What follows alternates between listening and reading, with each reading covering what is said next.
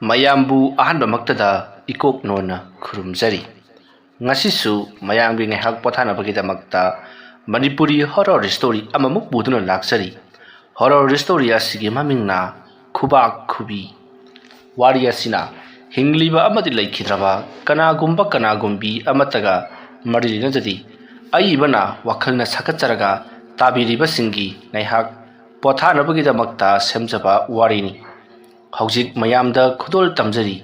Manipuri horror story khubak khubi matamsi ahingi matamni nong thili taba matam maduda khul adugi khwaidagi ahal oiraba sahi su yamlaba angau sanado parap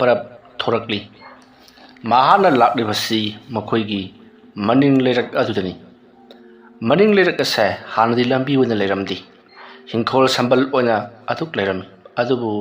mayamna khajik hutuna asum chatpadaki haujikti lambi wonthokri laikai gi club ki miyoi singnasu lambi asa phajana ningthina semkhri haibadi lambi pakthokna bagi damakta laiba kumba khara thonjallaga yamna phajana semkhibadaki haujikti lambi phajana oiri ngahanwai gi matamdari khong lambi macha ama oina lerambanina ayambana hingkol questionlami aduga warak urak oinaga tawbaga mayamna chatpada asuki matik kinaba haibadu oirami pakna chatamdi hairiba mafam asidani angau sanana nutigi laktuna lai sanariba angau sanana sanariba lai asi nupina ayambani asumna ngasisu angau sanado mahakna loisange khallaga loisanba sungam ngamdraba lai ababu loisannabagidamakta ngasisu lakli angau sana nongmarak aduda lakpana ahal matamgo isilakpaga ingmanasu loiri amamba marak aduda maduna lakpana kayagi matikti wakraba simpha pukhiba lambi oibana maduna asum laklibani asum lakpana haujikti angau sana warak ado yausalakli matam maduda angau sanana jaga si yaurabanina swaide hekta lusilage era mana ningai chakri tawdana asum leire adu chakhini ada chakhini haidana ngasi sinamo samrang chage haibda samrang si paisa yamni ngai piraga leiraga poraklibani masidaga amuksu ningai toklabadi he sungloi hek loisillamdana tok hek sikhraga loire ma pa kanana kaidau jarunege asumna angau sanado matom taburum solaga jaga do khar sengtoi masigi matung angau sana khubak prok khuduna hai mafam masita lotru leiriba nang aina lakliba sigi maram khangam lagani amuk kauthunaba naidrabasu phan chongthorapa yabadubu hai la haiduna angau sanana makut aduna khatuna korokle asumna angau sanana korokpaduda mahaki matung lomdagi he hanufa aina haichibudu porakpra haiduna hanglakpada angau sanana he aingode he hanuba gaidana sahi reingodagi udagai halamgani hai se ngasidi masi charaga hankro masida makha tana ningai amuk troklabadi sungpi he pijaroi kyan tarabro chalo aina hairiba sidani nang ai sanakhibutu yamna kuina sanaba sunati adugi sumatakta nangonda ina awaba thabak pi khibasu laite masida nangna chagat adu chage ada chage haidra ningai sum tawrabadi aina ne thok hek loisan biram jabadi nang swaithagi hentokpa yaroido asumna angau sanana chabeng nganglakpaduda laimu nupi aduna taningre aina haikhiba samrangti ambum haikibani nangna laba poraklaga kamani yanadoribono yaroi samrang laba porak payasuya yaroi haisini adumna hairakpada angau sanana hai laba amom chap manabani salo si charaga nang chakhagedobani karinone haiduba namu taibang boibna khoi phawbada labadi hawi amomti hauti amomna hawi labadi hauti man henai nungai nakhoi loina chakri tawribna tro akoi sune aduguma leiribani samrang dine aigi gonadi amom ne hena hawi amom poro haisini ihe masi but nupisi on thona wai jinggadorida ꯐꯔꯦ ꯅꯪ ꯑꯩꯅ ꯀꯔꯤꯒꯨꯝꯕ ꯁꯦꯝꯕ꯭ꯔꯥꯡ ꯑꯃꯣꯝꯁꯤ ꯄꯨꯔꯛꯂꯕꯗꯤ ꯅꯪ ꯁꯣꯏꯗꯅꯃꯛꯀꯤ ꯆꯥꯒꯗ꯭ꯔꯥ ꯑꯗꯨ ꯆꯥꯔꯒ ꯅꯪ ꯁꯣꯏꯗꯅ ꯍꯜꯒꯗ꯭ꯔꯥ ꯍꯟꯗ꯭ꯔꯗꯤ ꯀꯩꯅꯣ ꯂꯥꯏꯅꯕꯨ ꯑꯣꯏꯗꯕ ꯉꯥꯡꯉꯤ ꯍꯥꯏꯕ꯭ꯔꯣ ꯐꯔꯦ ꯐꯔꯦ ꯐꯔꯦꯕ ꯑꯩ ꯉꯁꯤꯒꯤꯗꯤ ꯆꯠꯂꯒꯦ ꯑꯗꯨꯒꯅꯦ ꯍꯌꯦꯡ ꯑꯃꯨꯛ ꯂꯥꯛꯂꯒꯦ ꯋꯥꯅ ꯂꯥꯛꯂꯕꯅꯤ ꯑꯁꯨꯝꯅ ꯑꯉꯧ ꯁꯅꯥꯗꯣ ꯀꯨꯏꯅꯒ ꯐꯝꯊꯔꯝꯗ꯭ꯔꯦ ꯆꯠꯂꯣ ꯐꯥꯎꯕ ꯍꯥꯏꯔꯝꯗꯕ ꯃꯈꯩ ꯑꯉꯧ ꯁꯅꯥꯗꯣ ꯑꯗꯨꯝ ꯆꯠꯈꯤꯕ ꯑꯗꯨꯗ ꯂꯥꯏꯃꯨ ꯅꯨꯄꯤꯗꯨꯗꯤ ꯍꯔꯥꯎꯕꯅ ꯂꯣꯏꯔꯤ ꯑꯉꯧ ꯁꯅꯥꯅ ꯆꯠꯂꯝꯗꯥꯏꯗ ꯂꯥꯏꯃꯨ ꯅꯨꯄꯤ ꯑꯗꯣ ꯑꯃꯨꯛ ꯆꯠꯈ꯭ꯔꯣ ꯍꯥꯏꯗꯨꯅ ꯆꯠꯈꯤꯅꯕꯒꯤ ꯂꯩꯋꯥ ꯁꯣꯜꯂꯝꯒꯗꯧꯔꯤꯕꯅꯤ ꯃꯔꯝ ꯑꯗꯨꯅ ꯂꯝꯕꯤ ꯑꯗꯨꯗ ꯆꯠꯄ ꯃꯤꯑꯣꯏꯁꯤꯡꯅꯁꯨ ꯕꯨꯠ ꯅꯨꯄꯤ ꯑꯗꯨꯕꯨ ꯎꯔꯣꯏꯗꯧꯔꯤꯕꯅꯤ ꯑꯗꯨꯒ ꯕꯨꯠ ꯅꯨꯄꯤ ꯑꯗꯨꯅꯁꯨ ꯂꯝꯕꯤ ꯑꯗꯨꯗ ꯆꯠꯄ ꯃꯤ ꯎꯔꯣꯏꯗꯧꯔꯤꯕꯅꯤ ꯑꯗꯨꯒꯤ ꯎꯅꯕꯒꯤ ꯐꯤꯖꯡ ꯑꯗꯣ ꯍꯧꯖꯤꯛꯇꯤ ꯑꯉꯧ ꯁꯅꯥꯅ ꯈꯟꯖꯤꯜꯂꯝꯗ꯭ꯔꯕꯅꯤꯅ ꯑꯉꯧ ꯁꯅꯥ ꯑꯗꯨꯝ ꯆꯠꯈꯤꯕꯗꯨꯅ ꯃꯌꯨꯝꯂꯣꯝꯗ ꯑꯗꯨꯃꯛ ꯆꯠꯈ꯭ꯔꯤ ꯂꯥꯏꯃꯨ ꯅꯨꯄꯤ ꯑꯗꯨꯗꯤ ꯑꯁꯤꯒꯨꯝꯂꯕ ꯇꯥꯟꯖꯥ ꯑꯁꯤꯗꯕꯨ ꯉꯥꯏꯗꯨꯅ ꯂꯩꯔꯛꯂꯤꯕꯅꯤ ꯃꯍꯥꯛ ꯍꯧꯖꯤꯛꯇꯤ ꯃꯅꯤꯡ ꯇꯝꯂꯦ ꯂꯝꯕꯤ ꯑꯁꯤꯗ ꯂꯥꯛꯄ ꯑꯆꯠ ꯑꯋꯣꯛꯇ ꯀꯔꯦꯝꯅꯕ ꯌꯥꯔꯒꯅꯤ ꯈꯟꯗꯨꯅ ꯍꯔꯥꯎꯕꯅ ꯂꯣꯏꯔꯤ ꯃꯁꯤꯒꯤ ꯃꯇꯨꯡ ꯑꯉꯧ ꯁꯅꯥ ꯃꯌꯨꯝ ꯌꯧꯈ꯭ꯔꯦ ꯅꯣꯡꯁꯨ ꯑꯁꯨꯝ ꯆꯨꯔꯝꯕꯗꯒꯤ ꯄꯥꯊꯈ꯭ꯔꯦ ꯑꯉꯧ ꯁꯅꯥ ꯅꯣꯡ ꯃꯔꯛ ꯑꯗꯨꯗ ꯆꯠꯂꯨꯕꯒꯤ ꯃꯁꯥꯗꯣ ꯏꯪꯊꯝ ꯆꯟꯕꯒꯨꯝ ꯇꯧꯏ ꯂꯣꯛ ꯈꯨꯂꯥꯏ ꯇꯧꯔꯝꯗꯥꯏꯒꯤꯔ ꯅꯠꯇ꯭ꯔꯒꯅ ꯂꯥꯏꯍꯧ ꯍꯧꯔꯝꯗꯥꯏꯒꯤꯔ ꯈꯪꯗ꯭ꯔꯦ ꯃꯐꯤ ꯃꯔꯣꯟ ꯆꯣꯠꯂꯤꯕꯁꯤꯡꯗꯣ ꯁꯦꯡꯅ ꯍꯣꯡꯗꯣꯛꯂꯒ ꯇꯨꯝꯈ꯭ꯔꯕꯅꯤ ꯃꯊꯪꯒꯤ ꯑꯌꯨꯛꯇꯗꯤ ꯑꯉꯧ ꯁꯅꯥꯗꯣ ꯂꯣꯛ ꯂꯥꯏꯍꯧ ꯇꯧꯔꯤ ꯏꯪꯊꯝ ꯆꯟꯗꯨꯅ ꯐꯃꯨꯡꯗꯒꯤ ꯍꯦꯟꯗꯣꯛꯇ꯭ꯔꯤ ꯑꯍꯜ ꯃꯇꯝꯒ ꯑꯣꯏꯁꯤꯜꯂꯛꯄꯒ ꯍꯦꯟꯅ ꯁꯣꯟꯊꯕ ꯍꯥꯏꯕꯗꯨ ꯑꯣꯏꯔꯤ ꯅꯥꯀꯜ ꯑꯃꯗꯅ ꯀꯝꯗꯧꯔꯤ ꯂꯩꯀꯥꯏ ꯑꯗꯨꯗ ꯂꯩꯕ ꯀꯨꯃꯥꯔ ꯑꯃꯗꯤ ꯍꯦꯔꯣꯖꯤꯠ ꯅꯤꯁꯥ ꯆꯥꯕ ꯐꯠꯇꯕ ꯊꯕꯛꯀ ꯇꯧꯔꯒ ꯂꯩꯔꯕ ꯃꯤꯑꯣꯏ ꯉꯥꯛꯇꯅꯤ ꯀꯅꯥ ꯀꯅꯥꯒꯤ ꯌꯦꯟ ꯂꯩ ꯀꯅꯥ ꯀꯅꯥꯒꯤ ꯉꯥꯅꯨ ꯂꯩ ꯀꯅꯥ ꯀꯅꯥꯒꯤ ꯀꯔꯤ ꯂꯩꯕꯒꯦ ꯍꯥꯏꯕꯗꯣ ꯀꯣꯔꯣ ꯀꯣꯔꯣ ꯑꯣꯠꯇꯨꯅ ꯊꯤꯔꯒ ꯃꯗꯨ ꯍꯨꯔꯥꯜꯂꯦ ꯍꯥꯏꯔꯒ ꯃꯗꯨ ꯑꯃꯨꯛ ꯌꯣꯟꯊꯣꯛꯂꯒ ꯃꯈꯣꯏꯅ ꯄꯩꯁꯥ ꯑꯗꯨꯅ ꯅꯤꯁꯥ ꯆꯥꯊꯣꯛꯂꯤꯕꯅꯤ ꯃꯌꯥꯝꯅ ꯀꯌꯥꯔꯛ ꯍꯟꯅ ꯐꯥꯈ꯭ꯔꯤ ꯃꯇꯨꯡ ꯇꯧꯔꯔꯣꯏ ꯍꯥꯏꯕꯁꯤꯗꯅꯤ ꯃꯈꯣꯏꯅ ꯍꯥꯏꯔꯤꯕꯁꯤ ꯀꯥ ꯍꯦꯟꯅ ꯐꯨꯔꯨꯔꯒ ꯁꯤꯗꯣꯛꯈ꯭ꯔꯕꯗꯤ ꯋꯥꯌꯥꯝꯅꯅꯤ ꯈꯜꯂꯗꯨꯅ ꯃꯥꯒꯤ ꯃꯄꯣꯠ ꯑꯣꯏꯅ ꯆꯦꯠꯁꯤꯟꯅꯔꯦ ꯍꯧꯖꯤꯛꯇꯤ ꯀꯨꯃꯥꯔ ꯑꯃꯗꯤ ꯍꯦꯔꯣꯖꯤꯠꯅ ꯅꯤꯡꯊꯧ ꯁꯥꯗꯨꯅ ꯆꯠꯇꯨꯅ ꯂꯩꯔꯤ ꯃꯈꯣꯏꯒ ꯃꯥꯟꯅꯕꯁꯨ ꯀꯅꯥꯅꯁꯨ ꯃꯥꯟꯅꯕꯤꯗ꯭ꯔꯤ ꯍꯨꯔꯥꯟꯕꯅ ꯅꯤꯡꯊꯧ ꯑꯣꯏꯕ ꯍꯥꯏꯕꯗꯣ ꯍꯦꯛ ꯑꯣꯏꯔꯦ ꯑꯁꯨꯝꯅ ꯀꯨꯃꯥꯔ ꯑꯃꯗꯤ ꯍꯦꯔꯣꯖꯤꯠꯁꯨ ꯑꯌꯨꯛ ꯑꯉꯟꯕ ꯑꯗꯨꯗ ꯉꯔꯥꯡ ꯑꯍꯤꯡ ꯀꯔꯥꯏꯗꯅꯣ ꯃꯪꯕ ꯌꯥꯕ ꯃꯪꯉꯨꯔꯒ ꯂꯤꯊꯣꯔꯛꯂꯤ ꯑꯁꯨꯝ ꯂꯥꯛꯄꯅ ꯂꯝꯕꯤꯒꯤ ꯃꯄꯥꯜ ꯑꯃꯗ ꯂꯩꯕ ꯋꯥꯏꯇꯤꯡ ꯁꯦꯠ ꯑꯃꯗ ꯆꯪꯁꯤꯟꯗꯨꯅ ꯐꯝꯂꯒ ꯉꯁꯤꯒꯤꯗꯤ ꯈꯔꯕꯨ ꯂꯩꯔꯤ ꯍꯣꯔꯦꯟ ꯅꯨꯡꯗꯥꯡꯒꯤꯗꯤ ꯑꯃꯠꯇ ꯂꯩꯇ꯭ꯔꯦ ꯀꯃꯥꯏꯅ ꯇꯧꯁꯤ ꯍꯥꯏꯅꯣ ꯃꯇꯝ ꯑꯗꯨꯗ ꯀꯨꯃꯥꯔꯅ ꯉꯥꯏꯈꯣꯗ ꯄꯣꯠ ꯂꯩꯗ ꯈꯥ ꯀꯗꯥꯏꯗꯒꯤ ꯄꯣꯠ ꯑꯩꯗꯤ ꯌꯥꯎꯗ꯭ꯔꯦ ꯅꯉꯣꯟꯗ ꯌꯥꯎꯕꯁꯨ ꯎꯗꯦ ꯍꯦꯔꯣꯖꯤꯠꯀꯤ ꯋꯥ ꯑꯗꯨ ꯇꯥꯕꯗ ꯀꯨꯃꯥꯔꯅ ꯑꯩꯅ ꯄꯣꯠ ꯂꯩꯔꯦ ꯍꯥꯏꯕꯗꯤ ꯑꯗꯨꯒꯤ ꯄꯣꯠꯇꯨ ꯅꯠꯇꯦ ꯂꯩꯅꯅꯕ ꯄꯣꯠꯇꯨꯒꯤ ꯋꯥꯅꯤ ꯑꯩꯈꯣꯏꯒꯤ ꯂꯩꯔꯛ ꯃꯆꯤꯜꯒꯤ ꯑꯩꯈꯣꯏꯒꯤ ꯏꯅꯦꯇꯣꯟ ꯁꯈꯤ ꯈꯪꯕ ꯅꯠꯇ꯭ꯔꯣ ꯍꯦꯔꯣꯖꯤꯠ ꯉꯥꯏꯍꯥꯛꯇꯪ ꯋꯥꯈꯜ ꯈꯜꯂꯒ ꯈꯪꯉꯤꯅꯦ ꯃꯆꯥꯅꯨꯄꯤ ꯄꯨꯂꯤꯁ ꯑꯣꯏꯕꯤ ꯑꯃ ꯂꯩꯕꯗꯨ ꯅꯠꯇ꯭ꯔꯣ ꯄꯨꯂꯤꯁꯀꯤ ꯋꯥꯗ ꯊꯝꯈꯣꯁꯦ ꯃꯈꯣꯏꯒꯤꯅꯦ ꯌꯥꯝ ꯐꯖꯕ ꯌꯦꯝꯕꯥ ꯂꯥꯕ ꯑꯃ ꯂꯩꯍꯧꯔꯕꯅꯤ ꯃꯗꯨ ꯌꯥꯝꯗ꯭ꯔꯕꯗ ꯂꯨꯄꯥ 1,000 ꯈꯔ ꯍꯦꯟꯅ ꯁꯤꯠꯀꯅꯤ ꯀꯦꯖꯤ 3-4ꯒꯗꯤ ꯇꯥꯔꯝꯃꯅꯤ ꯃꯗꯨꯒꯤ ꯌꯦꯟꯕꯥꯗꯣ ꯃꯗꯨ ꯍꯣꯔꯦꯟ ꯍꯨꯔꯥꯜꯂꯨꯔꯁꯤ ꯑꯗꯨꯗꯨꯒꯅꯦ ꯊꯣꯛ ꯆꯣꯟꯊꯣꯛꯈ꯭ꯔ ꯂꯣꯏꯔꯦ ꯍꯦꯔꯣꯖꯤꯠ ꯉꯥꯏꯍꯥꯛꯇꯪ ꯋꯥꯈꯜ ꯈꯜꯂꯒ ꯉꯥꯏꯈꯣꯗ ꯄꯨꯂꯤꯁꯀꯤ ꯏꯃꯨꯡꯗꯒꯤꯗꯤ ꯍꯨꯔꯥꯟꯒꯨꯝꯁꯤ ꯍꯦꯔꯣꯖꯤꯠ ꯀꯩꯅꯣ ꯅꯪꯅ ꯄꯨꯂꯤꯁꯀꯤ ꯏꯃꯨꯡ ꯍꯥꯏꯗꯨꯕꯨ ꯄꯨꯂꯤꯁ ꯍꯥꯏꯁꯤ ꯍꯨꯔꯥꯟꯕꯗꯨꯅꯤ ꯃꯈꯣꯏꯁꯨ ꯍꯨꯔꯥꯜꯂꯤꯕꯅꯤꯅꯦ ꯑꯩꯈꯣꯏꯅ ꯄꯨꯂꯤꯁꯇꯒꯤ ꯂꯨꯄꯥ 500 ꯄꯤꯔꯒ ꯊꯣꯛꯂꯛꯏꯁꯤ ꯀꯌꯥꯝ ꯌꯥꯝꯃꯒꯦ ꯃꯣꯏꯅ ꯑꯩꯈꯣꯏꯗꯒꯤ ꯑꯃꯨꯛ ꯍꯨꯔꯥꯟꯕ ꯑꯩꯈꯣꯏꯅ ꯑꯃꯨꯛ ꯃꯣꯏꯒꯤꯗ ꯑꯃꯨꯛ ꯍꯨꯔꯥꯟꯕ ꯁꯨꯃꯥꯏꯅ ꯎꯔꯨ ꯎꯪꯗ꯭ꯔꯗꯤ ꯑꯩꯈꯣꯏ ꯀꯃꯥꯏ ꯍꯤꯡꯉꯣ ꯍꯥꯏꯔꯤꯕꯅꯣ ꯆꯨꯝꯃꯤꯍꯦ ꯅꯪꯅ ꯍꯥꯏꯕ ꯀꯨꯃꯥꯔ ꯑꯗꯣ खरा थेंना चसी ngarang yi dumaina ngasi gi su nong taradi nungai khranida asumna kumar amadi herojit wari sanaraga leiringai makoi gi leikai ki naha khara lakpadu ubada aikhoida amuk advice pisalani masa masadi yengdana chalase lao haiduna kumar amadi herojit to waiting set adugi maning panga leikhribu lambi adomda asum chatkhri nakal amadana kamdauri angau sanado haujidi tasengna masa ngamdabo haibadu oiri haugatuna chak chaba fawba ngamsilektri ngaktang chotkhiba aduna phamangda mamau nupina chak pusalaklaga chari haugatpada mako ngawre masa thak thak ni I haiduna masidagidi angau sanana khali aise semrang amom thiba chakadabasu leiribani aduga lai lusingadaba su leiribani karigumba aina losallamdaba tarabadi leikai asida leiriba mi khudimakna onthokna nungsinadi solarida ko aibu kamdau sige semrang amomdubu aibu ngarang semrang phaba laklamba piba laklamba mioi singadu da haihogadabu su haujing ngallingai da haihograbadi yararoi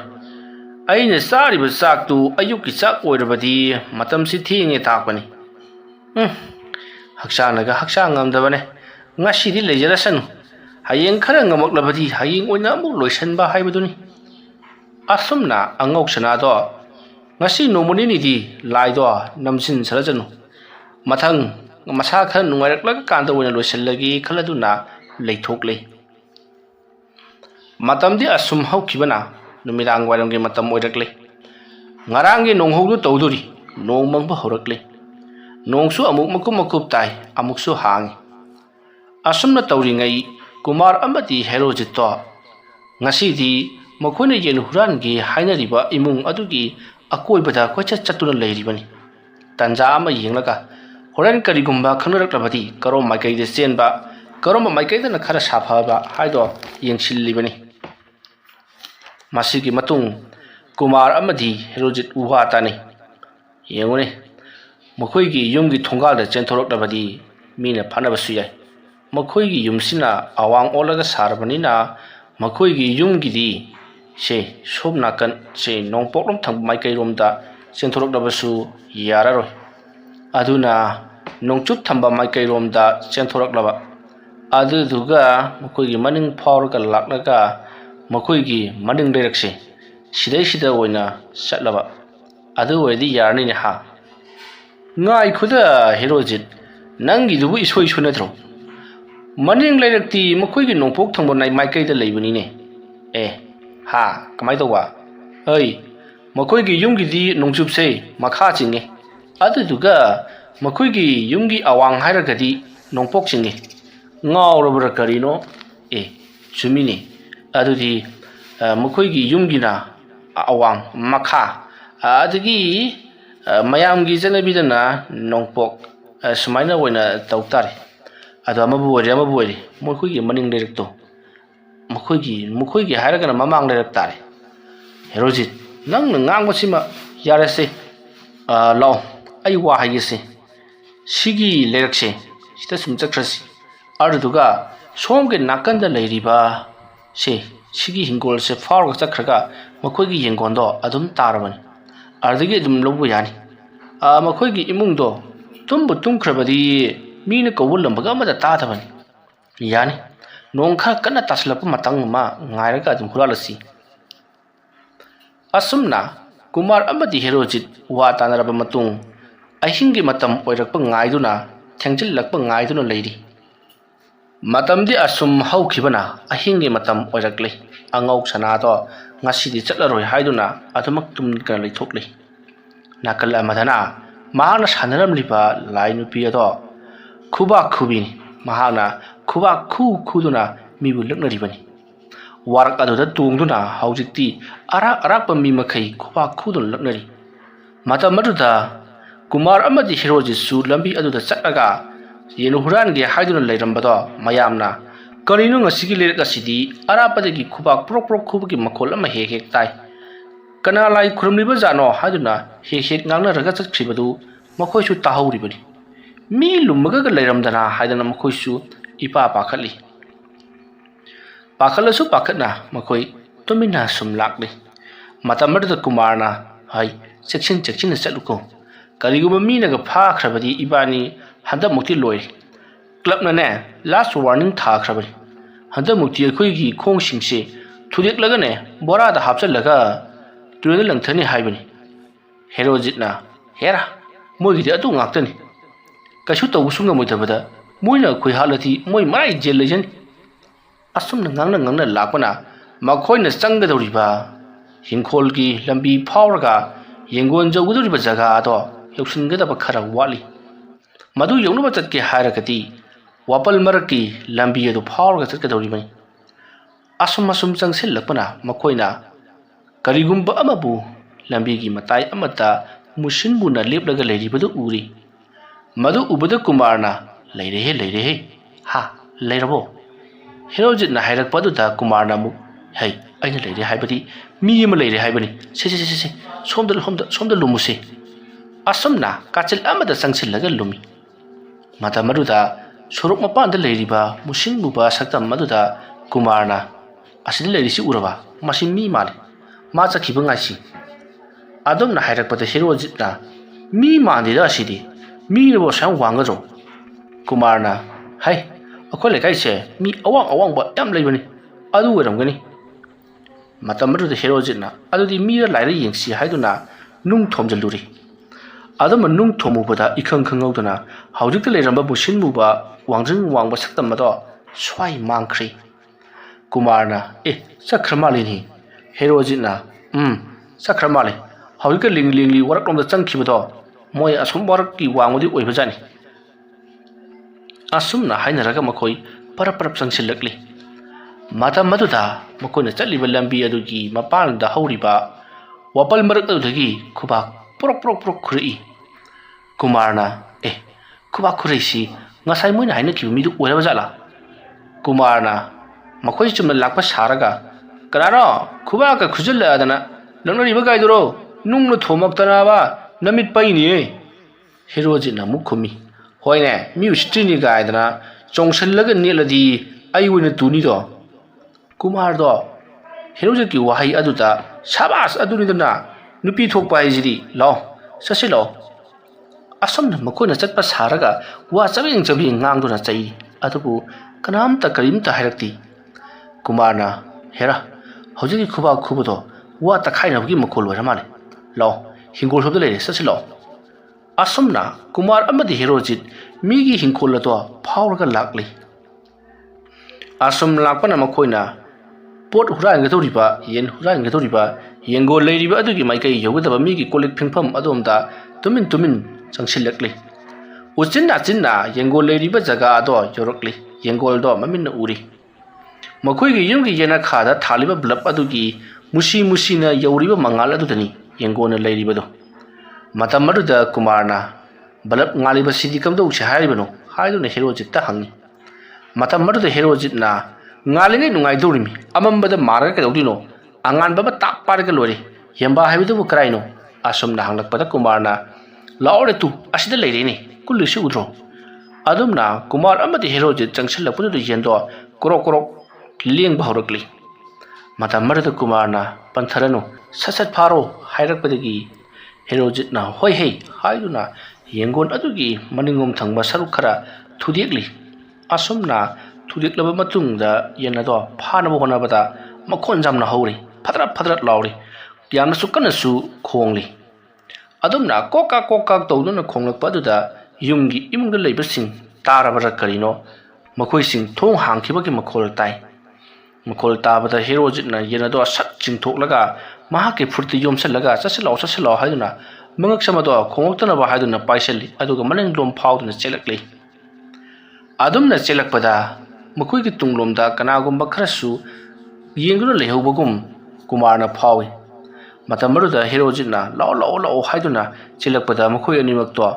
hingkol adugi wangwa yorokpada pudrup tusalli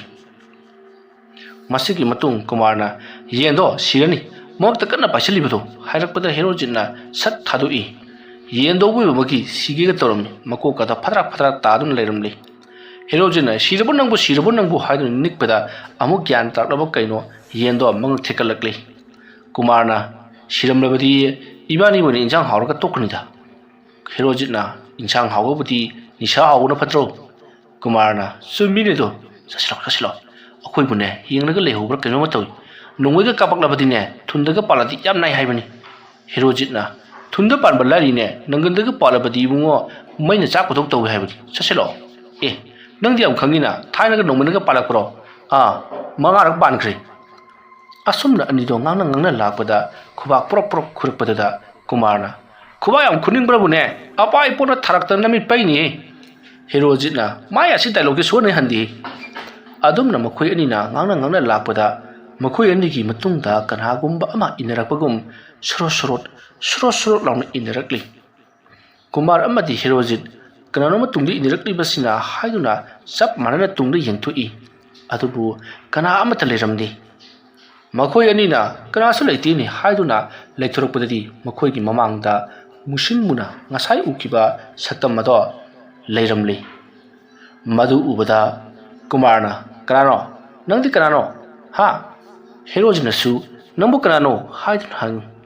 matamada makoi gi mamangda lepliba aduna nupi gi khonjalda nakoi bu katai chaluribano haidun hanglakpada Kumarna ye huraba nati asida thabam chalubani nangna kanano ibema asumna hairakpada nupi khonjal lawriba angau sanana thadoktuna thramlaba laimu aduna nakhoi porokliba yendo aingonde piramlo aduga nakhoi chakhiba yarani asomna hairakpada hero jitna hera asokwana hura lakliba yen sibu piramo gaina piramo haragana lupa lisingam piro adum hairubada Kumarna Kali lisingam no lisingam chonga piro adum na makoi ani na hairuba aduda makoi gi mamangda lipliba aduna ngasi ne aina sarolabadi nakoi paisa gai kongon piri karga wantharaga leigani do adum na hairakpada Kumarna loire he aikoi si nisha chabani pangan se amna solomgani sini ne tawno aikoi se matamamada mi phunabada halengba leitraba Kumar maming chalamni bani Hero jina supangzali. Hero jina haisi uredana mingse hero polisi udro kidro nangbo. Adum na makoi anina wari sanari ngai. Makoi mamangda leiriba do sat changsilai aduga Kumar gi mamai mapada sab lepari. Kumar do saktam madu urbadadi hoi mai ga hai gidri unglaga leikri. Mamit mamai su amata pandi mushin mui mamai aduna karino khangdaba mushin muna leiramba mamit mamai su amata palamdaba aduda Kumar di waga ngang khidri tumin unglaga lepaga leiri hero jitna Kumar nang kedoroge haidun hanglubadada hero jita amuk jinglai matamadu hero jitsu adumangai manglaga unglaga adum laikri tauriba asida makoi ani karimata gyan tadana unglaga laikri makoi ani na amuk gyan lakpadadi mukuta pairamba yen leiramdri aduga yet aduna waraki kachil amata shiraga taraga leiramli madu ubada Kumarna yen sina kamai shiriba hero jitna nona ngasai makori kana paisan maduda shiri jaro aduri thadokpadi hingrabaduri nangna paibadi wanthabu natro hera nangna paibada inda nangna paibanida asomna makoi ani do ungkhandarakli tanja aduda khubak porok amuk khrakli khubak khurokpagi makhol tabada hero jitna ngasai ibani lakka matamda aikoi gi mai mapada mushin bu saktam masangsi lakhibani adumna hainari ngai tunglomda leba wa ama soro lawan niglakpada Kumar amadi hero jit yendo paro sala sila o haiduna nakada taraga leiriba yin asibado pairaga makoi chelakli asumna phanayam sana chelakpadagi wapalgi lambi do hentorakli laikai gi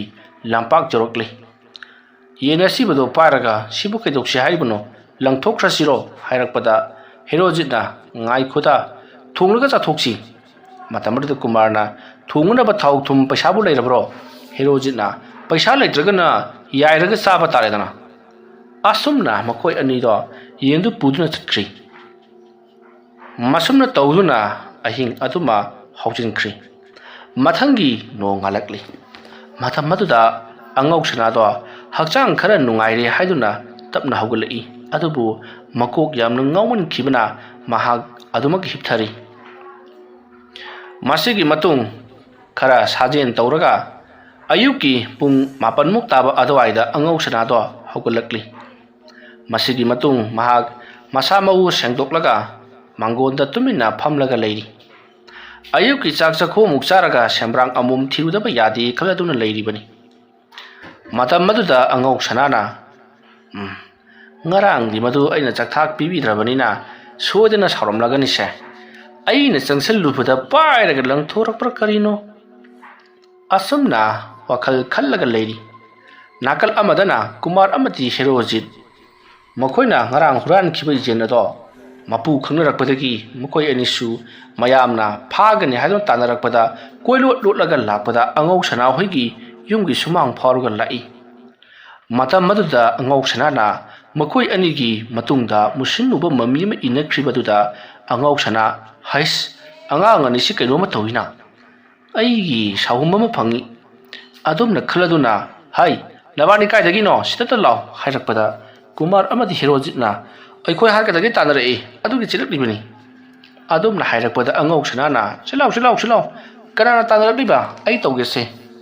अदुमना हायरगा कौसिलकपदा Kumar अमदी हेरोजित अंगौ सनाकी मनाक्ता संगसिलई मतमरद अंगौ सनाना खंगले मखोय अनिमक्से लाइबुकनरे हायबसी अदुबु मखोय अनिना हौजिक फावबा करी अमदा तौदिबा सिदा करीनो हायदुना ngakliबनी मतमरद अंगौ सनाना कुमार की मकुट अदो पाइदुना मिहुन jenny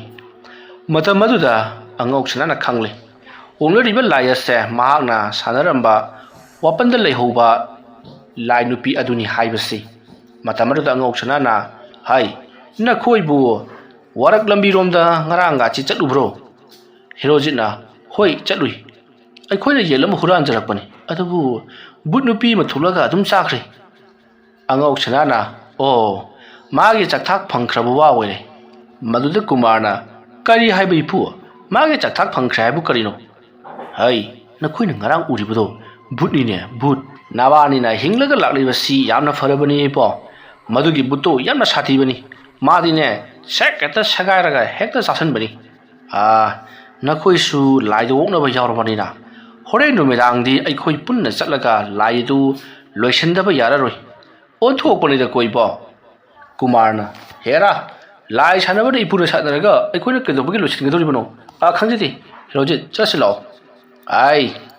नबानिना अदुमना चटलबसु करिमता कानरोइने होरे नुमेदांग हेक ओइरकपगा नमित्त चोरी पारी पाउद उखलक्तना मिहुन नाम जोइदना ngaugदोरिबनेदि खंद्रिये आ तौ तौ तौ आइगिदिने करिमथे हाइरोये अदुमना हाइरकपदा हेरोजितना कुमार हाइसु हाइबनी हुरिन करिगुम्बा मित्तगा पाउद उखलोलोने अहिंदगा लाक्लति नंबु किजद्रो वा अदु ताबदा कुमारना अदो इबानी हारकनेना लेकाय म्याम तानर कमाय तवा अस अदुदि ngसाइना आर लेहौरमनी मोय अनिम खतदुबा अदु अखोय उबदुदा ngaraंगे हुरामदो नोइना त्रा हाइदना अदु किहेलपै वानी तासेंगना खंबनति मखोयना तवेदो फरेने अदो इपु लाइदो हजि खुरमोसी अखोय थबक अमा जगदबा लै हाय अपंगबो लाइ लोइसनबा लाइ सानबा हाइबसी हेक्ता याबा नतेने आ फमु फमु होरेन अहिंग तौगदबा थबकनी आई हक्चांगची यामा ngamde नखोयदा थबक अमतंग सिनागे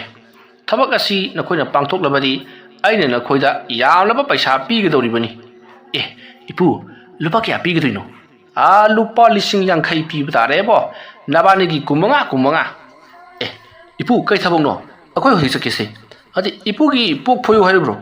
मालिस तौ हारिब्रो असुमना ताता पाइरकपदुता अंगौसनाना थोराइ मचाजा मदु नतिन हे कैना हाइबदी नखोइ सिरि बुंगो अंगौबनी हे चलु सिदगी सुम चलगा मसनामगिदा लोकेश्वर कौबा नुफा अमा लेबनी मदु कोइ थिरुसो मंगोंदा हायु सेमरांग अमोमो मंगसी निमित ताद्रिङैदा पियु हाइदना मदुगी चपचाबा ममल आइना पिगने हाइरचु चलु ए सेमरा अमोमदे केउदुनि पु सेमरांग अमोमदो होरेन लाइ खुरमबदी यावगदोरिबनी अदुगिनी यावदबा याद्रबा पोलमनी चलु चलु अदुमना हाइरकपदुदा कुमार अमदे हेरोजितना होइ इपु अखोय हाइरोरगे हाइदुना थोंगालोमदा परप्रप थोलई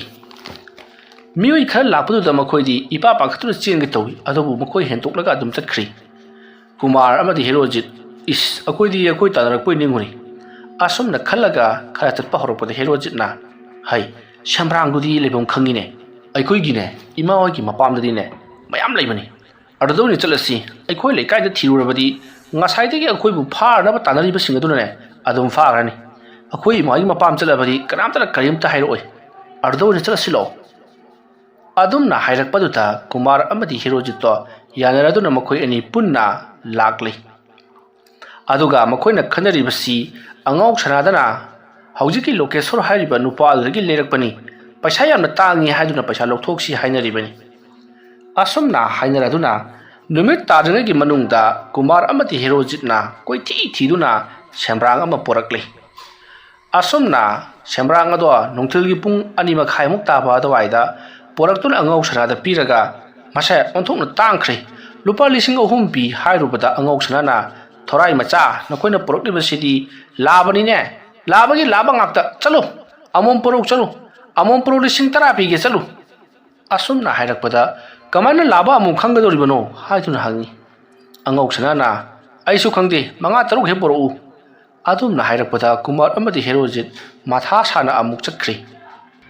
ꯑꯁꯨꯝꯅ ꯇꯧꯗꯨꯅ ꯅꯨꯃꯤꯗꯥꯡ ꯋꯥꯏꯔꯝ ꯑꯗꯨꯗ ꯀꯨꯃꯥꯔ ꯑꯃꯗꯤ ꯍꯦꯔꯣꯖꯤꯠ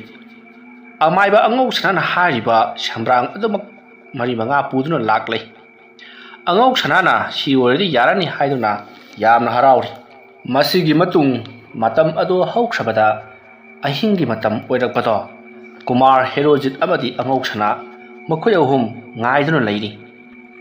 ꯅꯨꯃꯤꯠꯇꯣ ꯉꯔꯥꯡꯒꯤ ꯃꯇꯧꯒꯨꯝꯅ ꯅꯣꯡ ꯊꯤꯂꯤ ꯊꯤꯂꯤ ꯑꯗꯨꯃꯛ ꯇꯥꯏ꯫ ꯀꯨꯃꯥꯔ, ꯍꯦꯔꯣꯖꯤꯠ ꯑꯃꯗꯤ ꯑꯃꯥꯏꯕ ꯑꯉꯧ ꯁꯅꯥ ꯃꯈꯣꯏ ꯑꯍꯨꯝꯗꯣ ꯄꯔꯞ ꯄꯔꯞ ꯉꯔꯥꯡꯒꯤ ꯋꯥꯄꯜ ꯃꯔꯛ ꯑꯗꯨꯗ ꯂꯥꯛꯂꯦ꯫ ꯑꯁꯨꯝ ꯂꯥꯛꯄꯅ ꯃꯈꯣꯏꯅ ꯉꯔꯥꯡꯒꯤ ꯋꯥꯄꯜ ꯑꯗꯨ ꯌꯧꯁꯤꯜꯂꯛꯄꯗ ꯀꯨꯃꯥꯔ ꯑꯃꯗꯤ ꯍꯦꯔꯣꯖꯤꯠꯅ ꯏꯄꯨ, ꯁ꯭ꯋꯥꯏꯁꯤꯗꯅꯤ ꯉꯔꯥꯡ ꯈꯨꯕꯥꯛ ꯌꯥꯝꯅ ꯀꯟꯅ ꯀꯟꯅ ꯈꯨꯈꯤꯕꯗꯣ, ꯀꯗꯥꯏ ꯆꯠꯈ꯭ꯔꯃꯣ ꯈꯪꯗꯦꯅꯦ꯫ ꯃꯇꯝ ꯑꯗꯨꯗ ꯍꯦꯔꯣꯖꯤꯠꯅ ꯅꯨꯄꯥ ꯎꯅꯕ ꯆꯠꯂꯝꯒꯅꯤ꯫ ꯑꯉꯧ ꯁꯅꯥꯅ ꯂꯥꯡꯒꯅꯨꯅꯦꯍꯦ, ꯀꯔꯤꯅꯣ ꯅꯣꯏ ꯄꯠꯂꯥꯡꯒ ꯂꯥꯡꯉꯤꯗꯨꯕꯣ, ꯃꯤꯅ ꯇꯥꯔꯒ ꯀꯔꯤ ꯈꯟꯒꯗꯧꯔꯤ, ꯇꯨꯃꯤꯟ ꯇꯨꯃꯤꯟ ꯂꯩꯌꯨ꯫ ꯑꯁꯨꯝꯅ ꯍꯥꯏꯔꯒ ꯑꯉꯧ ꯁꯅꯥ ꯇꯞꯅ ꯐꯝꯊꯈ꯭ꯔꯤ꯫ ꯀꯨꯃꯥꯔ ꯑꯃꯗꯤ ꯍꯦꯔꯣꯖꯤꯠꯁꯨ ꯐꯝꯊꯔꯛꯏ꯫ ꯃꯗꯨꯗ ꯑꯉꯧ ꯁꯅꯥꯅ ꯀꯔꯤꯅꯣ ꯅꯕꯥꯅꯤꯅ ꯐꯝꯊꯔꯛꯂꯤꯕꯗꯨꯅ, ꯅꯈꯣꯏ ꯑꯅꯤꯗꯤ ꯂꯦꯞꯄꯒ ꯑꯗꯨꯝ ꯂꯩꯌꯨ, ꯈꯔ ꯂꯥꯞꯇꯛꯅ ꯂꯩꯌꯨ꯫ ꯃꯥꯅ ꯐꯝꯃꯒ ꯑꯩꯈꯣꯏꯅ ꯂꯦꯞꯄꯨ ꯑꯣꯏꯅꯤ꯫ ꯑꯁꯨꯝꯅ ꯍꯥꯏꯔꯝꯂꯒ ꯄꯔꯞ ꯄꯔꯞ ꯍꯟꯗꯣꯛꯇꯨꯅ ꯑꯁ꯭ꯋꯥꯏꯗ ꯂꯦꯞꯄꯤ꯫ ꯃꯗꯨꯒꯤ ꯃꯇꯨꯡ ꯑꯉꯧ ꯁꯅꯥꯅ ꯂꯩꯋꯥ ꯇꯤꯟꯋꯥ ꯀꯌꯥ ꯁꯣꯟꯕꯗꯒꯤ ꯃꯍꯥꯛꯀꯤ ꯃꯃꯥꯡꯃꯛꯇꯗ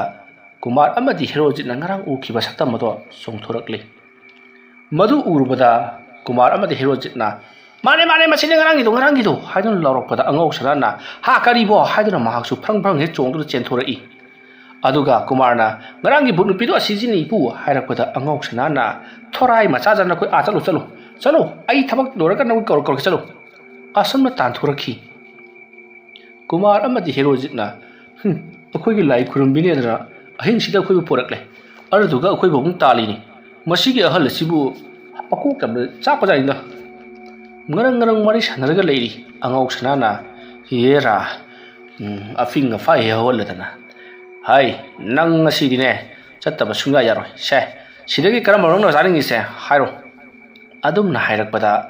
ꯈꯨꯕꯥꯛ ꯈꯨꯕꯤ ꯕꯨꯠ ꯅꯨꯄꯤ ꯑꯗꯨꯅ ꯑꯃꯣꯝ ꯍꯥꯏꯕꯗꯣ ꯁꯤꯗ ꯂꯩꯔꯦ ꯍꯥꯏꯗꯨꯅ ꯂꯧꯈꯠꯂꯤ꯫ ꯑꯗꯨꯒ ꯑꯉꯧ ꯁꯅꯥꯗ ꯑꯣꯟꯁꯤꯜꯂꯛꯇꯨꯅ ꯍꯧꯖꯤꯛꯇꯤ ꯅꯪꯒ ꯑꯩꯒ ꯀꯥꯏꯅꯔꯒꯗꯕꯅꯤ, ꯑꯗꯨꯅ ꯑꯩꯁꯦ ꯀꯗꯥꯏꯗ ꯂꯩꯌꯨ ꯍꯥꯏꯕꯅꯣ ꯍꯥꯏꯗꯨꯅ ꯍꯪꯂꯛꯄꯗ ꯑꯉꯧ ꯁꯅꯥꯅ ꯅꯪꯒꯤ ꯂꯩꯐꯝꯗꯨꯕꯨ ꯑꯩꯅ ꯇꯥꯛꯀꯗ꯭ꯔꯣ, ꯅꯪꯒꯤ ꯊꯣꯛꯄ, ꯑꯩꯅ ꯀꯧꯕ ꯃꯇꯝꯗ ꯅꯪ ꯀꯗꯥꯏꯗꯒꯤ ꯂꯥꯛꯏ ꯑꯗꯨꯗꯒꯤ ꯑꯗꯨꯝ ꯆꯠꯈ꯭ꯔꯣ ꯆꯠꯂꯨ꯫ ꯑꯁꯨꯝꯅ ꯋꯥꯔꯤ ꯁꯥꯟꯅꯔꯤꯉꯩ ꯀꯨꯃꯥꯔ ꯑꯃꯗꯤ ꯍꯦꯔꯣꯖꯤꯠꯅ ꯑꯉꯧ ꯁꯅꯥꯒꯤ ꯃꯅꯥꯛꯇ ꯒꯨꯗ꯭ꯔꯨꯡ ꯆꯦꯟꯁꯤꯜꯂꯛꯏ꯫ ꯑꯉꯧ ꯁꯅꯥꯅ ꯀꯩꯗꯧꯔꯦ ꯑꯃꯨꯛ? ꯀꯨꯃꯥꯔꯅ ꯏꯄꯨ ꯃꯤ ꯈꯔ ꯂꯥꯛꯄ ꯃꯥꯜꯂꯤ, ꯉꯔꯪ ꯑꯁꯣꯝꯗ ꯃꯤ ꯈꯔ ꯂꯥꯛꯑꯣꯏ꯫ ꯑꯉꯧ ꯁꯅꯥꯅ ꯇꯥꯟꯖꯥꯁꯤꯗ ꯆꯠꯂꯨ, ꯑꯩꯅ ꯍꯥꯏꯔꯤꯕꯁꯤꯅꯤ, ꯅꯪꯅ ꯊꯣꯛꯄ ꯀꯗꯥꯏꯗꯅꯣꯃ ꯂꯩꯈ꯭ꯔꯣ ꯆꯠꯂꯨ꯫ ꯑꯗꯨꯒ ꯑꯉꯥꯡ ꯑꯅꯤ ꯑꯁꯤꯗ ꯀꯔꯤꯒꯨꯝꯕ ꯁꯥꯎꯍꯨꯝ ꯑꯃꯠꯇ ꯄꯤꯕ ꯌꯥꯔꯣꯏ, ꯃꯈꯣꯏ ꯑꯅꯤꯁꯤ ꯑꯩꯒꯤ ꯏꯅꯥꯏ ꯉꯥꯛꯇꯅꯤ꯫ ꯆꯠꯂꯨ ꯑꯉꯥꯡ ꯑꯅꯤ, ꯅꯈꯣꯏꯁꯨꯅꯦ ꯈꯨꯔꯨꯝ ꯊꯣꯛꯎꯁꯦ꯫ ꯑꯗꯨꯝꯅ ꯍꯥꯏꯔꯛꯄꯗ ꯀꯨꯃꯥꯔ ꯑꯃꯗꯤ ꯍꯦꯔꯣꯖꯤꯠ ꯃꯈꯣꯏ ꯑꯅꯤꯗꯣ ꯑꯉꯧ ꯁꯅꯥꯗ ꯈꯨꯔꯨꯝꯃꯤ꯫ ꯃꯇꯝ ꯑꯗꯨꯗ ꯑꯉꯧ ꯁꯅꯥꯅ ꯑꯩꯉꯣꯟꯗ ꯍꯥꯏꯕ ꯅꯠꯇꯦꯅꯦ, ꯅꯕꯥꯅꯤ ꯈꯨꯔꯨꯝꯃꯨ ꯍꯥꯏꯕꯅꯤꯅꯦ꯫ ꯑꯗꯨꯝꯅ ꯍꯥꯏꯔꯛꯄꯗ ꯀꯨꯃꯥꯔ ꯑꯃꯗꯤ ꯍꯦꯔꯣꯖꯤꯠ ꯃꯈꯣꯏ ꯑꯅꯤ ꯑꯃꯨꯛ ꯈꯨꯔꯨꯝꯂꯤ꯫ ꯑꯉꯧ ꯁꯅꯥꯅ ꯄꯪꯃꯜ ꯂꯥꯛꯃꯜꯂꯤꯗ ꯁꯦ ꯁꯤꯗ ꯂꯩꯔꯤꯕ ꯕꯨꯠꯁꯤꯗ ꯈꯨꯔꯨꯝꯃꯨ ꯍꯥꯏꯕꯅꯤ꯫ ꯑꯗꯨꯝꯅ ꯕꯨꯠ ꯍꯥꯏꯔꯛꯄꯗ ꯀꯨꯃꯥꯔ ꯑꯃꯗꯤ ꯍꯦꯔꯣꯖꯤꯠ ꯀꯗꯥꯏꯅꯣ ꯍꯥꯏꯗꯨꯅ ꯀꯣꯏꯂꯩ ꯂꯩꯗꯨꯅ ꯌꯦꯡꯉꯤ꯫ ꯇꯁꯦꯡꯅ ꯍꯧꯖꯤꯛꯇꯤ ꯃꯈꯣꯏꯒꯤ ꯃꯃꯤꯠꯇ ꯎꯈꯤꯗ꯭ꯔꯕꯅꯤ꯫ ꯑꯉꯧ ꯁꯅꯥꯅ ꯁꯣꯝꯗ ꯑꯣꯜꯂꯒ ꯈꯨꯔꯨꯝꯃꯨ ꯍꯥꯏꯗꯨꯅ ꯈꯨꯔꯨꯝꯍꯜꯂꯤ꯫ ꯅꯣꯡ ꯃꯔꯛ ꯑꯗꯨꯗ ꯍꯥꯏꯕꯒ ꯇꯧꯕꯒ ꯃꯤꯑꯣꯏ ꯈꯔ ꯋꯥꯄꯜ ꯃꯔꯛ ꯑꯗꯣꯝꯗ ꯉꯔꯪ ꯋꯥꯔꯤ ꯁꯥꯟꯅꯔꯒ ꯂꯥꯛꯂꯤ꯫ ꯑꯉꯧ ꯁꯅꯥ ꯑꯃꯗꯤ ꯀꯨꯃꯥꯔ, ꯍꯦꯔꯣꯖꯤꯠ ꯃꯈꯣꯏ ꯑꯍꯨꯝꯗꯣ ꯋꯥꯄꯜꯂꯣꯝꯗ ꯆꯦꯟꯁꯤꯟꯗꯨꯅ ꯇꯨꯃꯤꯟꯅ ꯄꯥꯛꯊꯔꯒ ꯂꯣꯠꯂꯤ꯫ ꯃꯇꯝ ꯑꯗꯨꯗ ꯂꯥꯏꯃꯨ ꯑꯗꯨꯁꯨ ꯌꯥꯎꯅ ꯄꯥꯛꯊꯗꯨꯅ ꯂꯣꯠꯂꯤꯕꯅꯤ꯫ ꯑꯉꯧ ꯁꯅꯥꯅ ꯎꯁꯨ ꯎꯔꯣꯏꯗꯕꯁꯤꯗ ꯃꯥꯁꯨ ꯌꯥꯝꯅ ꯂꯣꯠꯂꯤ ꯑꯗꯨꯝꯅ ꯃꯇꯣꯝꯇ ꯈꯟꯖꯩ ꯃꯤꯑꯣꯏꯁꯤꯡꯗꯣ ꯉꯔꯪ ꯉꯔꯪ ꯋꯥꯔꯤ ꯁꯥꯟꯅꯔꯒ ꯈꯔ ꯂꯥꯞꯊꯣꯛꯈꯤꯕ ꯇꯥꯟꯖꯥ ꯑꯗꯨꯗ ꯀꯨꯃꯥꯔꯅ ꯈꯨꯄꯥꯛ ꯄꯣꯔꯣꯛ ꯄꯣꯔꯣꯛ ꯈꯨꯖꯤꯟꯕꯗꯨꯗ ꯍꯤꯔꯣꯖꯤꯠꯁꯨ ꯌꯥꯎꯅ ꯄꯣꯔꯣꯛ ꯄꯣꯔꯣꯛ ꯈꯨꯔꯛꯂꯤ ꯑꯗꯨꯒ ꯋꯥ ꯈꯔ ꯅꯧꯕ ꯃꯇꯣꯟ ꯈꯔ ꯁꯣꯂꯣꯝꯕ ꯋꯥ ꯑꯃ ꯃꯈꯣꯏ ꯑꯅꯤ ꯄꯥꯏꯗꯨꯅ ꯁꯣꯔꯣ ꯁꯣꯔꯣ ꯅꯤꯛꯂꯨꯕꯗꯨꯗ ꯍꯧꯖꯤꯛꯇ ꯉꯔꯪ ꯉꯔꯪ ꯋꯥꯔꯤ ꯁꯥꯟꯅꯔꯒ ꯂꯥꯛꯂꯝꯕꯁꯤꯡ ꯑꯗꯣ ꯀꯩꯅꯣ ꯍꯥꯏꯗꯨꯅ ꯃꯈꯣꯏꯗꯤ ꯈꯨꯗꯨꯞ ꯊꯥꯗꯨꯅ ꯆꯦꯟꯈ꯭ꯔꯤ ꯑꯉꯧ ꯁꯅꯥꯅ ꯀꯔꯤꯅꯣ ꯇꯧꯏꯗꯨꯅ ꯍꯥꯏꯗꯨꯅ ꯑꯉꯥꯡꯁꯤꯡ ꯑꯗꯣ ꯍꯥꯏꯕꯗꯤ ꯀꯨꯃꯥꯔ ꯑꯃꯗꯤ ꯍꯤꯔꯣꯖꯤꯠꯇꯣ ꯈꯨꯄꯥꯛꯅ ꯁꯦꯠ ꯁꯦꯠ ꯊꯥꯗꯨꯅ ꯐꯨꯔꯤ ꯑꯗꯨꯕु ꯀꯨꯃꯥꯔ ꯑꯃꯗꯤ ꯍꯤꯔꯣꯖꯤꯠꯇꯤ ꯊꯤꯛ ꯊꯤꯛ ꯅꯣꯛꯂꯤ ꯃꯇꯝ ꯑꯗꯨꯗ ꯑꯉꯧ ꯁꯅꯥꯅ ꯅꯣꯏꯁꯤꯅ ꯍꯌꯦꯡ ꯁꯤꯔꯀꯥꯟꯗ ꯁ꯭ꯋꯥꯏꯗ ꯇꯝꯅꯒꯗꯧꯗꯣ ꯍꯧꯖꯤꯛꯇꯤ ꯍꯧꯅ ꯈꯪꯉꯦ ꯂꯥꯎ ꯆꯠꯂꯁꯤ ꯂꯥꯛꯑꯣ ꯍꯧꯖꯤꯛꯇꯤ ꯂꯥꯏ ꯂꯣꯏꯔꯦ ꯑꯗꯨꯝꯅ ꯍꯥꯏꯔꯛꯄꯗꯨꯗ ꯀꯨꯃꯥꯔ ꯑꯃꯗꯤ ꯍꯤꯔꯣꯖꯤꯠ ꯍꯌꯦꯡꯗꯤ ꯁ꯭ꯋꯥꯏꯗ ꯂꯨꯝꯃꯒ ꯇꯝꯅꯁꯤ ꯍꯥꯏꯅꯗꯨꯅ ꯆꯠꯈ꯭ꯔꯤ ꯑꯁꯨꯝꯅ ꯇꯧꯗꯨꯅ ꯑꯉꯧ ꯁꯅꯥ ꯑꯃꯗꯤ ꯀꯨꯃꯥꯔ ꯍꯤꯔꯣꯖꯤꯠ ꯃꯈꯣꯏꯁꯤꯡ ꯑꯗꯣ ꯂꯥꯏ ꯂꯣꯏꯁꯤꯜꯂꯕ ꯃꯇꯨꯡ ꯃꯌꯨꯝ ꯂꯣꯝꯗ ꯍꯜꯂꯛꯂꯤ ꯃꯗꯨꯒꯤ ꯃꯇꯨꯡ ꯑꯉꯧ ꯁꯅꯥ ꯑꯃꯗꯤ ꯀꯨꯃꯥꯔ ꯍꯤꯔꯣꯖꯤꯠ ꯃꯈꯣꯏꯁꯤꯡꯗꯣ ꯑꯉꯧ ꯁꯅꯥꯒꯤ ꯌꯨꯝ ꯌꯧꯔꯛꯂꯕꯗ ꯍꯤꯔꯣꯖꯤꯠ ꯑꯃꯗꯤ ꯀꯨꯃꯥꯔꯅ ꯑꯗꯨꯗꯤ ꯏꯄꯨꯁꯨ ꯂꯩꯍꯧꯔꯣ ꯑꯩꯈꯣꯏꯁꯨ ꯆꯠꯈ꯭ꯔꯒꯦ ꯍꯥꯏꯔꯛꯄꯗ ꯑꯉꯧ ꯁꯅꯥꯅ ꯉꯥꯏꯈꯣ ꯑꯩ ꯅꯈꯣꯏꯗ ꯍꯥꯏꯒꯗꯕ ꯈꯔ ꯂꯩꯔꯤ ꯅꯈꯣꯏꯅ ꯑꯁꯨꯝꯅ ꯍꯨꯔꯥ ꯆꯤꯟꯊꯤ ꯇꯧꯕꯁꯤ ꯇꯧꯒꯅꯨ ꯑꯩꯒꯤꯗꯅꯦ ꯍꯤꯗꯥꯛ ꯑꯃ ꯂꯩ ꯃꯁꯤ ꯊꯛꯂꯕꯗꯤ ꯅꯈꯣꯏꯅ ꯄꯨꯕ ꯊꯥꯡꯕ ꯉꯝꯗꯅ ꯂꯩꯔꯤꯕ ꯅꯤꯁꯥ ꯑꯗꯣ ꯀꯣꯛꯀꯗꯧꯔꯤꯕꯅꯤ ꯃꯗꯣ ꯊꯛꯇꯕ ꯌꯥꯔꯣꯏ ꯂꯥꯎ ꯑꯗꯨꯝꯅ ꯍꯥꯏꯔꯛꯄꯗ ꯃꯈꯣꯏ ꯑꯅꯤꯗꯣ ꯌꯦꯡꯅꯩ ꯃꯗꯨꯒꯤ ꯃꯇꯨꯡ ꯃꯈꯣꯏ ꯑꯅꯤꯅ ꯁꯤꯒꯨꯝꯕ ꯅꯤꯁꯥ ꯑꯁꯤꯗ ꯂꯥꯏꯆꯨꯕꯕꯨ ꯐꯒꯅꯤ ꯍꯥꯏꯔꯕꯗꯤ ꯊꯛꯂꯁꯤ ꯍꯥꯏꯗꯨꯅ ꯑꯉꯧ ꯁꯅꯥꯒꯤ ꯃꯇꯨꯡ ꯏꯟꯗꯨꯅ ꯆꯪꯉꯛꯂꯤ ꯃꯇꯝ ꯑꯗꯨꯗ ꯑꯉꯧ ꯁꯅꯥꯅ ꯋꯥꯗ ꯐꯤꯕꯨꯟ ꯅꯝꯂꯒ ꯊꯝꯕ ꯃꯍꯤ ꯑꯃ ꯄꯨꯊꯣꯔꯛꯂꯤ ꯑꯗꯨꯗꯣ ꯀꯨꯃꯥꯔ ꯑꯃꯗꯤ ꯍꯤꯔꯣꯖꯤꯠꯇ ꯊꯛꯎ ꯍꯥꯏꯗꯨꯅ ꯂꯩꯕꯥꯛꯅ ꯁꯥꯕ ꯇꯦꯡꯀꯣꯠ ꯑꯅꯤ ꯄꯨꯊꯣꯔꯛꯇꯨꯅ ꯃꯗꯨꯗ ꯍꯩꯔꯒ ꯊꯛꯍꯜꯂꯤ ꯃꯇꯝ ꯑꯗꯨꯗ ꯀꯨꯃꯥꯔ ꯑꯃꯗꯤ ꯍꯤꯔꯣꯖꯤꯠ ꯃꯈꯣꯏ ꯑꯅꯤꯅ ꯑꯣꯟꯊꯣꯛꯅ ꯈꯥꯈ꯭ꯔꯦ ꯁꯤꯗꯤ ꯍꯥꯏꯗꯨꯅ ꯑꯉꯧ ꯁꯅꯥꯗ ꯍꯥꯏꯔꯤ ꯑꯉꯧ ꯁꯅꯥꯅ ꯈꯥꯕꯗꯨꯕꯨꯅꯤ ꯍꯤꯗꯥꯛ ꯍꯥꯏꯔꯤꯕꯁꯦ ꯐꯔꯦ ꯅꯈꯣꯏ ꯑꯅꯤ ꯆꯠꯂꯣ ꯁꯤꯗꯒꯤꯗꯤ ꯑꯗꯨꯒ ꯅꯈꯣꯏ ꯑꯅꯤꯅ ꯁꯨꯐꯝ ꯅꯣꯐꯝ ꯈꯪꯗ꯭ꯔꯕꯗꯤ ꯑꯩꯒꯤ ꯏꯅꯥꯛꯇ ꯂꯥꯛꯎ ꯑꯁꯨꯝꯅ ꯍꯥꯏꯔꯛꯄꯗꯨꯗ ꯀꯨꯃꯥꯔ ꯑꯃꯗꯤ ꯍꯤꯔꯣꯖꯤꯠꯇꯣ ꯃꯌꯨꯝ ꯂꯣꯝꯗ ꯍꯜꯂꯛꯂꯤ ꯃꯈꯣꯏ ꯑꯅꯤꯒꯤꯗꯤ ꯃꯌꯨꯝ ꯂꯣꯝꯗꯒ ꯍꯟꯕ ꯖꯥꯠ ꯅꯠꯇꯦ ꯀꯔꯥꯏꯗꯅꯣ ꯑꯃꯗ ꯍꯦꯛꯇꯃꯛ ꯂꯩꯔꯨꯒꯗꯧꯔꯤꯕꯅꯤ ꯑꯁꯨꯝ ꯂꯥꯛꯄꯅ ꯃꯈꯣꯏ ꯂꯝꯕꯤꯒꯤ ꯃꯄꯥꯟꯗ ꯂꯩꯕ ꯋꯥꯏꯇꯤꯡ ꯁꯦꯠ ꯑꯗꯨꯗ ꯃꯈꯣꯏ ꯃꯤꯑꯣꯏ ꯃꯌꯥꯝ ꯑꯃ ꯂꯩꯔꯝꯕꯗꯨꯗ ꯃꯈꯣꯏꯁꯨ ꯆꯪꯁꯤꯜꯂꯤ ꯃꯤꯑꯣꯏꯁꯤꯡ ꯑꯗꯣ ꯃꯈꯣꯏꯁꯨ ꯖ꯭ꯋꯥꯔ ꯁꯥꯟꯅꯔꯒ ꯑꯍꯤꯡ ꯆꯨꯞꯄ ꯂꯩꯔꯤꯕꯖꯥꯠꯅꯤ ꯃꯗꯨꯒꯤ ꯃꯔꯛꯇ ꯌꯥꯎꯁꯟꯗꯨꯅ ꯃꯈꯣꯏꯁꯨ ꯑꯗꯨꯝ ꯂꯩꯔꯤ ꯅꯣꯡ ꯉꯥꯐꯨꯝ ꯇꯧꯔꯛꯄ ꯑꯗꯨꯋꯥꯏꯗ ꯃꯈꯣꯏꯁꯤꯡ ꯑꯗꯣ ꯂꯣꯏꯅꯃꯛ ꯆꯠꯅꯈ꯭ꯔꯕꯗ ꯀꯨꯃꯥꯔ ꯑꯃꯗꯤ ꯍꯤꯔꯣꯖꯤꯠꯇꯤ ꯋꯥꯏꯇꯤꯡ ꯁꯦꯠꯇꯨꯗ ꯑꯗꯨꯃꯛ ꯇꯨꯝꯗꯨꯅ ꯂꯩꯍꯧꯔꯤ ꯃꯈꯣꯏ ꯑꯅꯤꯅ ꯌꯨꯝꯗ ꯍꯟꯖꯤꯜꯂꯛꯇꯕ ꯀꯔꯤꯃꯠꯇ ꯈꯟꯗ꯭ꯔꯕ ꯌꯨꯝꯅ ꯀꯣꯏꯊꯥ ꯊꯥꯗꯣꯛꯂꯕ ꯃꯤꯑꯣꯏꯁꯤꯡ ꯉꯥꯛꯇꯅꯤ ꯃꯊꯪꯒꯤ ꯅꯣꯡꯉꯥꯜꯂꯛꯄꯗ ꯃꯈꯣꯏ ꯑꯅꯤꯗꯣ ꯃꯀꯣꯛ ꯌꯥꯝꯅ ꯆꯤꯛꯂꯤ ꯑꯗꯨꯗꯒꯤꯗꯤ ꯃꯈꯣꯏ ꯑꯅꯤꯗꯣ ꯅꯤꯁꯥ ꯆꯥꯅꯤꯡꯕꯒꯤ ꯃꯌꯥꯏ ꯑꯗꯣ ꯍꯧꯔꯛꯂꯤ ꯃꯇꯝ ꯑꯗꯨꯗ ꯀꯨꯃꯥꯔ ꯑꯃꯗꯤ ꯍꯤꯔꯣꯖꯤꯠꯅ ꯉꯔꯥꯡ ꯍꯤꯗꯥꯛ ꯊꯛꯂꯕꯁꯨ ꯀꯔꯤꯁꯨ ꯀꯥꯟꯅꯗꯦ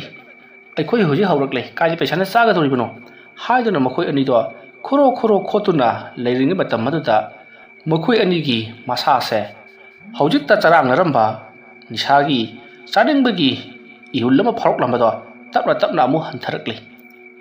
ꯇꯧꯔꯤꯕꯁꯤꯕꯨ ꯀꯔꯤꯅꯣ ꯌꯥꯝꯅ ꯊꯥꯖꯗꯦ ꯍꯥꯏꯗꯨꯅ ꯃꯈꯣꯏ ꯑꯅꯤꯗꯣ ꯍꯥꯏꯅꯔꯤ ꯀꯥꯟꯅꯔꯣꯏ ꯃꯁꯤꯗꯤ ꯏꯄꯨ ꯑꯉꯧ ꯁꯅꯥꯒꯤ ꯃꯅꯥꯛꯇ ꯆꯠꯁꯤ ꯍꯥꯏꯗꯨꯅ ꯑꯉꯧ ꯁꯅꯥꯒꯤ ꯃꯅꯥꯛꯇ ꯑꯃꯨꯛ ꯂꯥꯛꯂꯤ ꯑꯗꯨꯒ ꯃꯈꯣꯏ ꯏꯄꯨꯅ ꯍꯥꯏꯕꯗꯨ ꯆꯨꯝꯂꯦ ꯅꯤꯁꯥ ꯆꯥꯗꯕꯗꯒꯤ ꯃꯈꯣꯏꯗ ꯍꯩꯅꯗꯕꯗꯣ ꯐꯈ꯭ꯔꯦ ꯍꯥꯏꯔꯤ ꯃꯇꯝ ꯑꯗꯨꯗ ꯑꯉꯧ ꯁꯅꯥꯅꯁꯨ ꯃꯍꯥꯛꯅ ꯄꯨꯊꯣꯛꯂꯤꯕ ꯍꯤꯗꯥꯛ ꯑꯁꯦ ꯃꯥꯏ ꯄꯥꯛꯂꯦ ꯈꯪꯂꯗꯨꯅ ꯌꯥꯝꯅ ꯍꯔꯥꯎꯅ ꯐꯔꯦꯕꯣ